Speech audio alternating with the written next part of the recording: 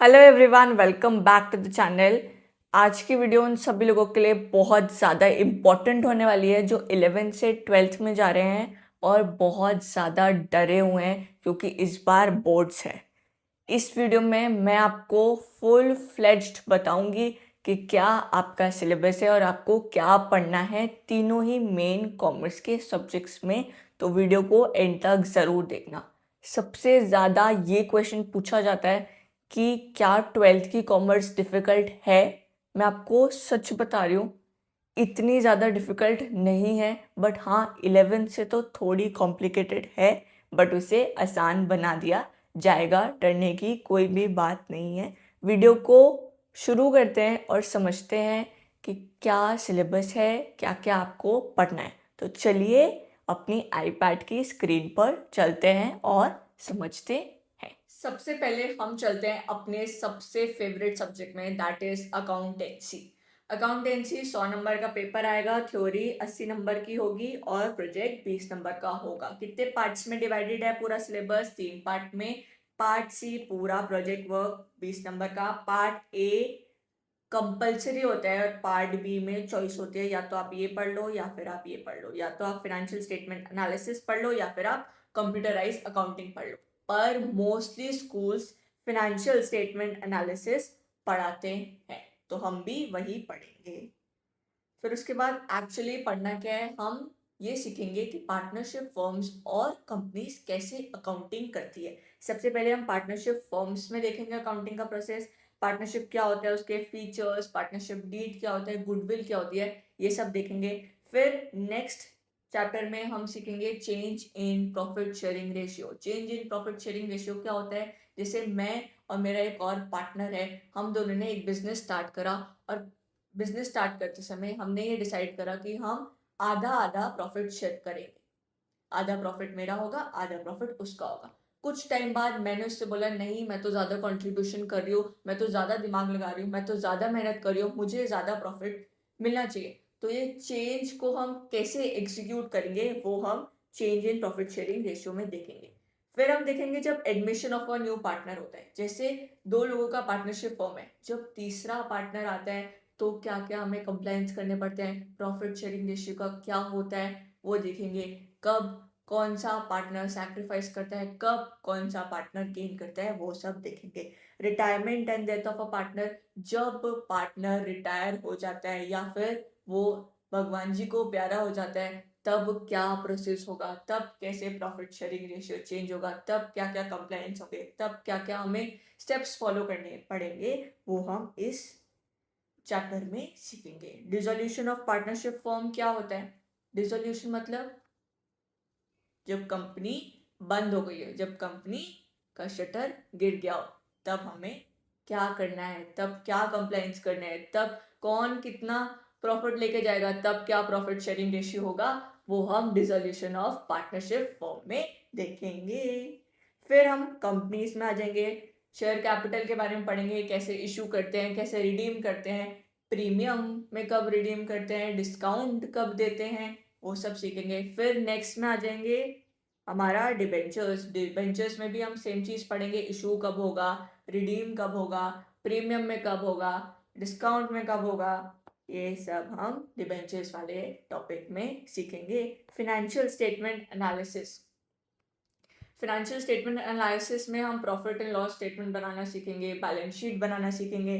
फिर आगे आगे चलते रहेंगे तो हम अकाउंटिंग रेशियोज में आएंगे, बहुत इंपॉर्टेंट होता है। मोस्टली मल्टीपल चॉइस क्वेश्चन इसी से बन के आएंगे। बहुत अलग अलग टाइप के रेशियोज होते हैं, सारे ही रेशियोज को हम पढ़ेंगे और सबके फॉर्मूले समझेंगे और कब ये फॉर्मूला, कब ये रेशियो काम करता है, कब ये रेशियो लगाने चाहिए, वो सब हम सीखेंगे। फिर लास्ट हमारा आता है cash flow statement. Cash flow statement नाम में ही लिखा है, कैश का इनफ्लो एंड आउटफ्लो बताता है, वो स्टेटमेंट हम बनाना सीखेंगे। और ऐसे ही करते कराते हमारा अकाउंट्स का सिलेबस पूरा हो जाएगा। फिर हम चलते हैं अपने इकोनॉमिक्स के सिलेबस में। इकोनॉमिक्स का सिलेबस भी थ्योरी 80 मार्क्स की, प्रोजेक्ट 20 मार्क्स का, टोटल 100 मार्क्स का होगा। जैसे आपने 11th में 2 पार्ट्स में इकोनॉमिक्स पढ़ी थी ना, माइक्रो एंड स्टैट्स, वैसे ही आपको ट्वेल्थ में भी दो पार्ट में इकोनॉमिक्स को पढ़ना होगा। कौन कौन से पार्ट होंगे? एक होगा मैक्रो इकोनॉमिक्स और एक होगा इंडियन इकोनॉमिक डेवलपमेंट। दोनों ही 40-40 नंबर के होंगे, दोनों को ही इक्वल इज्जत देंगे और प्रोजेक्ट वर्क हमारा 20 नंबर का होगा। इंडियन इकोनॉमिक डेवलपमेंट पूरा ही थ्योरी बेस होता है, बट मैक्रो इकोनॉमिक्स हमारा 80% प्रैक्टिकल होता है, 20% इसमें भी थ्योरी होती है। तो हम चलते हैं और सीखते हैं कि हम पढ़ने क्या वाले हैं। मैक्रो इकोनॉमिक्स पढ़ने से पहले ये पता होना चाहिए मैक्रो इकोनॉमिक्स होता क्या है। देखो 11th में आपने छोटे स्केल पे इकोनॉमी को समझा था, बट आप बड़े हो गए हो, अब आप 12th में आ गए हो, तब आपको बड़े स्केल में इकोनॉमी को समझना होगा। तो बड़े स्केल में इकोनॉमी को समझने को ही मैक्रो इकोनॉमिक्स कहते हैं, आसान भाषा में। हम इसमें पढ़ेंगे क्या? पहले तो मैक्रो इकोनॉमिक्स क्या होता है, डिफरेंस सीखेंगे मैक्रो और माइक्रो में। फिर नेशनल इनकम निकालना सीखेंगे, सर्कुलर फ्लो ऑफ इनकम क्या होता है वो सीखेंगे।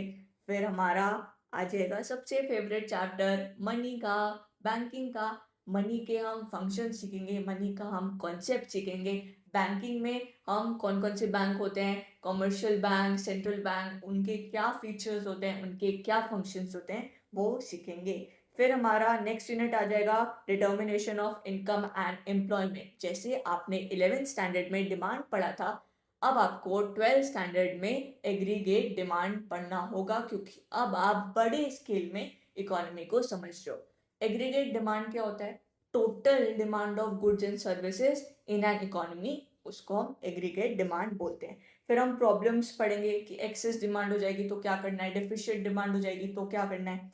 फिर हम गवर्नमेंट बजट के बारे में पढ़ेंगे, जो हर 1 को बजट प्रेजेंट होता है ना, उसके बारे में सीखेंगे कि सरप्लस बजट क्या होता है, बैलेंस बजट क्या होता है, डेफिशिएंट बजट क्या होता है।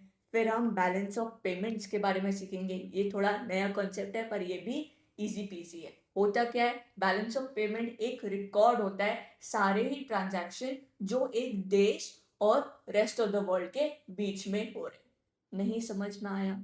कोई बात नहीं, आसान भाषा में समझते हैं।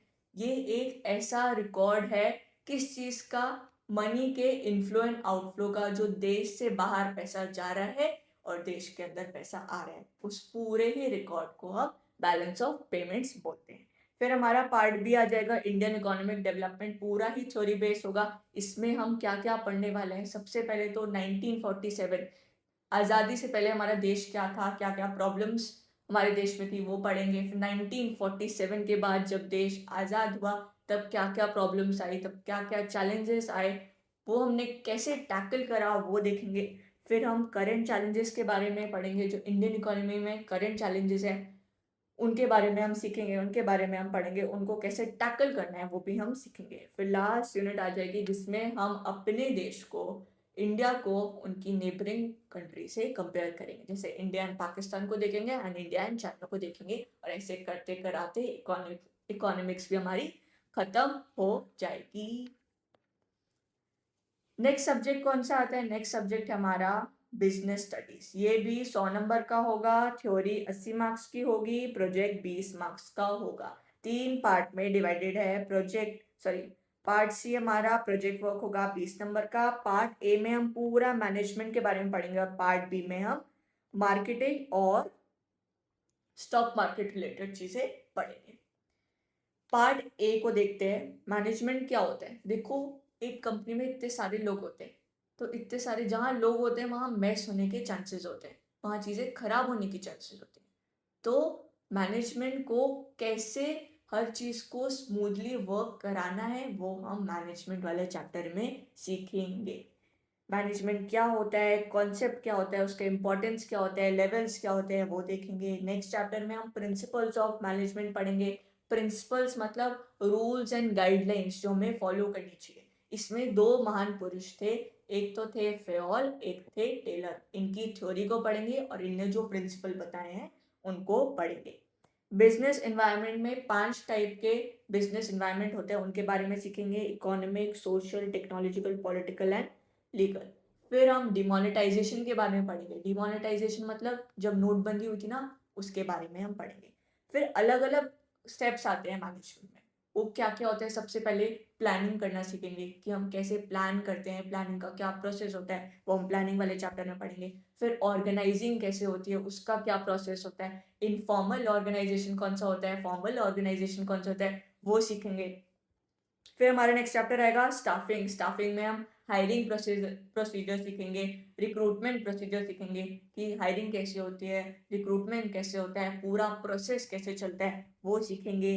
फिर डायरेक्टिंग में क्या पढ़ेंगे, डायरेक्टिंग में जो हमसे बड़े लेवल पे बंदा बैठा हुआ है वो हमें कैसे गाइड करता है किसी भी काम को करने के लिए, कैसे हमें मोटिवेट करता है, वो सब हम डायरेक्टिंग में सीखेंगे। क्या लीडरशिप क्वालिटी होनी चाहिए लीडर में, वो हम डायरेक्टिंग में सीखेंगे। फिर हमारा चैप्टर आता है कंट्रोलिंग। कंट्रोलिंग में हम क्या सीखेंगे, जो भी हमने प्लान करा है और जो हमारा एक्चुअल आउटपुट है, उन दोनों में अगर डिफरेंस आया है तो उसको कैसे सही करना है, वो हम कंट्रोलिंग में सीखेंगे। फिर हमारा नेक्स्ट पार्ट आ जाएगा फाइनेंशियल मैनेजमेंट। इसमें हम फाइनेंशियल डिसीजन कैसे लेते हैं, कैपिटल स्ट्रक्चर वगैरह क्या होता है, वो सब सीखेंगे। फाइनेंशियल मार्केट्स के बारे में सीखेंगे, कैपिटल मार्केट क्या होती है, मनी मार्केट क्या होती है, प्राइमरी मार्केट क्या होती है, सेकेंडरी मार्केट क्या होती है, वो सब सीखेंगे। फिर हमारा मार्केटिंग चैप्टर आ जाएगा। मार्केटिंग में हम ये सीखेंगे कि कैसे एक बिजनेस अपने किसी भी प्रोडक्ट की या सर्विस की मार्केटिंग कैसे करता है। इसके हम अलग अलग एलिमेंट सीखेंगे, जैसे product, price, physical distribution and promotion. फिर हमारा लास्ट चैप्टर आ जाएगा कंज्यूमर प्रोटेक्शन। कंज्यूमर प्रोटेक्शन क्या होता है, जब हम कभी मार्केट में जाते हैं, आपने देखा होगा मार्केट वाले भैया बोलते हैं, दुकान वाले भैया बोलते हैं कि ये तो बहुत ही अच्छी क्वालिटी का चीज़ है। क्या पता वो अच्छी क्वालिटी का चीज़ ना हो, क्या पता वो हमारे साथ अनफेयर ट्रेड प्रैक्टिस कर रहे हो। तो हमारे इंटरेस्ट को कैसे प्रोटेक्शन मिलेगा, हम कंज्यूमर कैसे प्रोटेक्टेड रहेंगे, वो हम कंज्यूमर प्रोटेक्शन में पढ़ेंगे। और ऐसे करते कराते हमारा बिजनेस का भी सिलेबस पूरा हो जाएगा। देखो, सुनने में सब कुछ कॉम्प्लिकेटेड लग रहा होगा क्योंकि पहली बार सुना है, बट एक्चुअली इतना कॉम्प्लिकेटेड नहीं है। थोड़ा बहुत है, उसको भी हम इजी बना लेंगे। इसलिए आप चिल रह के बस पढ़ते रहो, सब कुछ हो जाएगा, टेंशन वाली कोई भी बात नहीं है। Very very all the best आपकी बोर्ड्स की प्रिपरेशन के लिए। थोड़ा सा डिफिकल्ट टाइम होता है क्योंकि पेरेंटल प्रेशर भी होता है कि पढ़ना है, सोसाइटल प्रेशर भी होता है कि भाई मार्क्स अच्छे लाने हैं, ये लाना है, वो लाना है।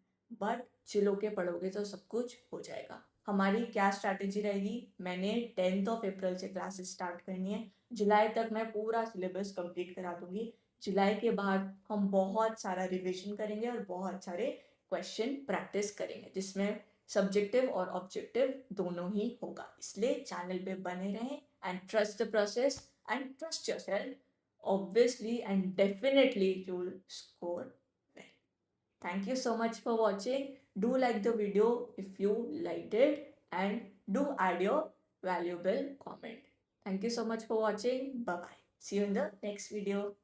All the best.